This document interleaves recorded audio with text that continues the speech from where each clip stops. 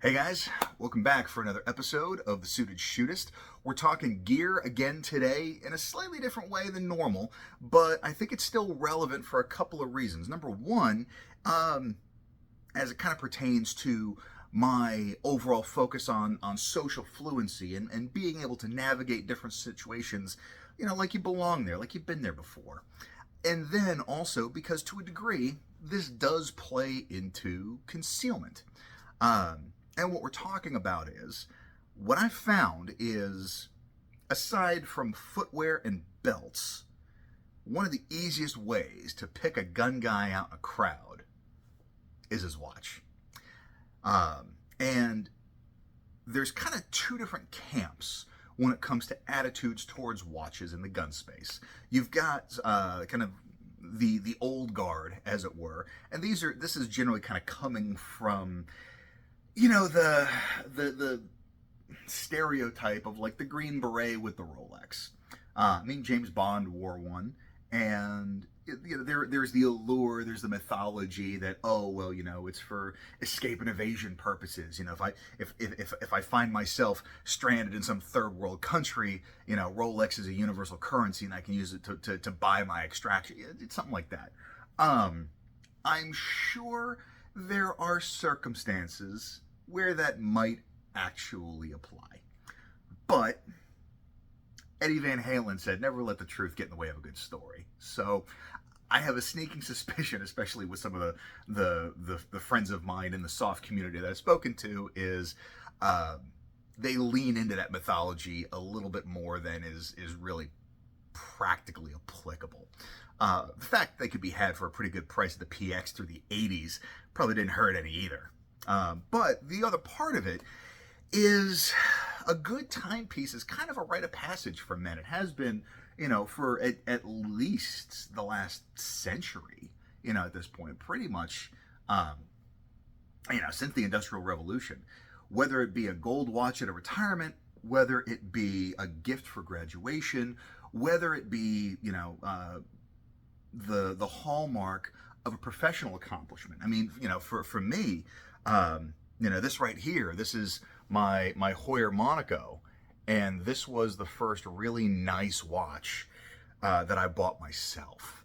Again, it was a professional milestone, and so this has a lot of very sentimental value to me outside of just the intrinsic value to it.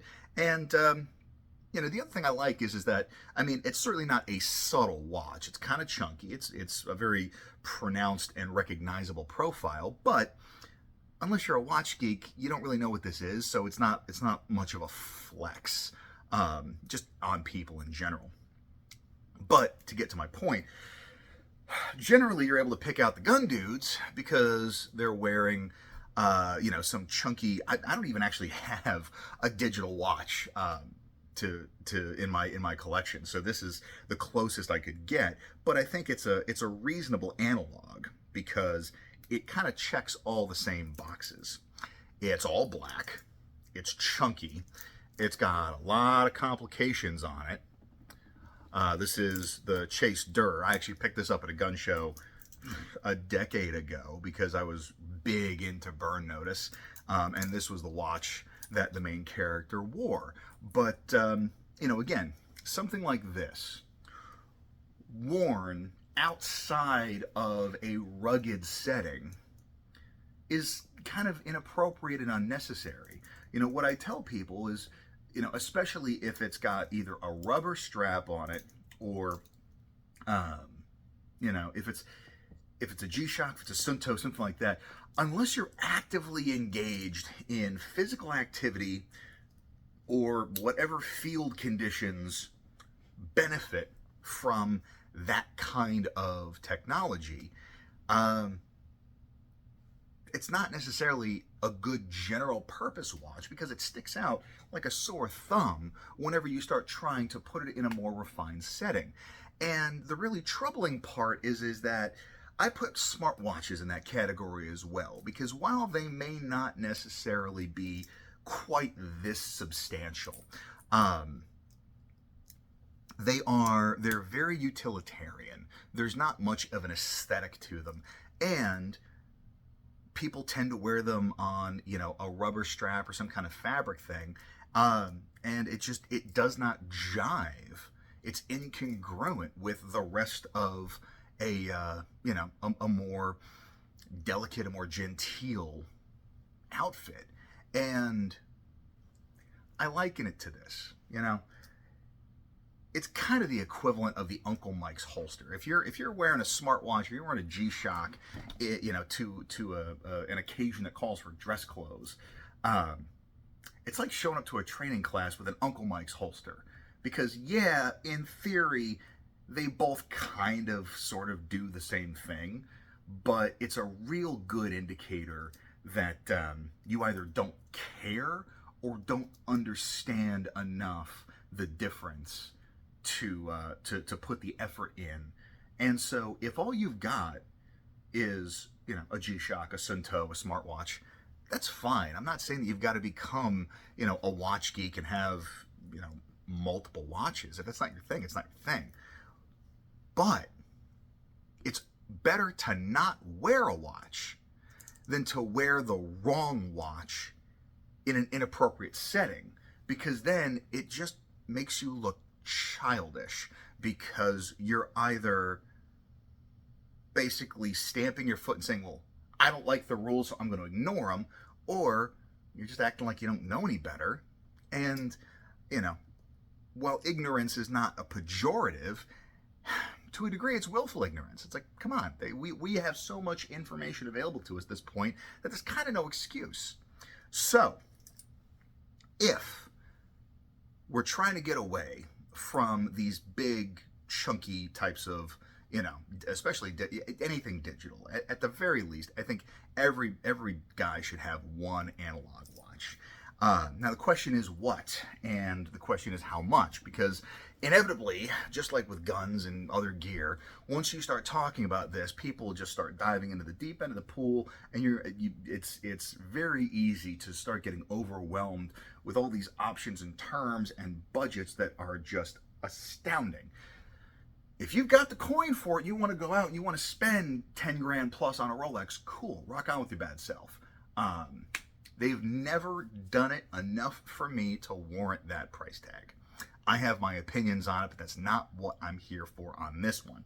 So, realistically, if you're only going to have one watch, I would say probably some flavor of simple dive watch is a good way to go. Yes, it is still technically a tool watch, the Rolex Submariner and the Omega Seamaster being some kind of icons of the category. The nice thing is that, you know, some of them, the Seamaster especially, is slim enough that it can fit under a dress cuff, and there's nothing so obtrusive about the design that it would look out of place. Personally, I'm not going to wear it black tie, but, you know, even up to and including a wedding, a decent dive watch is probably, if you're only going to go with one, mostly because you're going to get a slightly more rugged, a slightly more water-resistant option out of this. And so if you decide that you want to 86 the digital watches altogether, you can still wear this. Swimming, hiking, all of your vigorous physical activity, but it can also transition into some of the more formal settings and still look the part. Now, something to consider is before digital watches were a thing, a lot of what people think of as like Rolex's famous designs are called sports watches for a reason. I mean, heck, even the Jaeger LeCoultre Reverso, which kind of by modern standards is a dress watch, because, I mean, number one, the face is not much bigger than my thumb, and it's typically, I think, almost entirely available on leather straps. That basically falls into dress watch category, but it was designed for polo players. So, you know, a sports watch, again, typically it's going to be on a bracelet. It's going to have a relatively simple dial, and not a whole lot of complication. For example, this Tissot, all it's got is minute, hour, second, and the day, or the date, excuse me. This was my real foray into Swiss watches. It was an anniversary gift for my wife. I still wear it quite frequently because it is so versatile. It's simple, it's understated, it's slim, it's still 100 meters water resistant, so, you know, short of actual diving, I can get away with wearing it pretty much all the time and not really jeopardize the longevity of it. And it's not particularly expensive. You know, generally when people think Swiss watches, they're thinking thousands or tens of thousands of dollars. I think these can be had for under 500. So, you know, but if that's still more than is palatable for, you know, you that you'd want to spend on something kind of purely for utility's sake, again, you don't have to spend a ton of money. This Seiko here, it's vintage actually, and I think I paid 98 bucks for this thing. So this is a good option for sort of a, you know, again, dress watch more than anything else, because this one is not particularly water resistant, and the fact that it's on a an embossed alligator or lizard grain strap makes it a little bit more appropriate for dress wear. But you know, that's kind of something to think about. In my Amazon store, I have one. Actually, it predated the Seamaster, the Orient Ray 2. It's available with a black dial, with a blue dial. Both of those great options. I think they're under 200 bucks. And again, you're getting 300 meter water resistance. I generally prefer bracelets over straps because, number one, again, the bracelet tends to bridge a wider range of environments appropriately without necessitating a strap change. Whereas, you know, for example, my Monaco here, I did put it on a blue silicone strap, but you know, that obviously makes it a whole lot more casual. So, like I said, bracelet's my preference. Either, you know, a simple fixed or maybe a dive bezel if that's your thing. But you know, yeah, it's one of those things where there's no good reason not to at least have one halfway decent watch. You're not spending a ton of money to do it. And, you know, again, it just plays into that social fluidity a little bit, because quite frankly, wearing something like a G-Shock or a Sunto or a smartwatch is a lot like wearing sneakers with a suit. And it's just kind of a big screaming alarm bell of, I don't know what I'm doing. So while it may not be a circumstance that you find yourself in regularly, it's still a circumstance that is worth knowing how to navigate, so that way you're not drawing attention to yourself in an undesirable manner.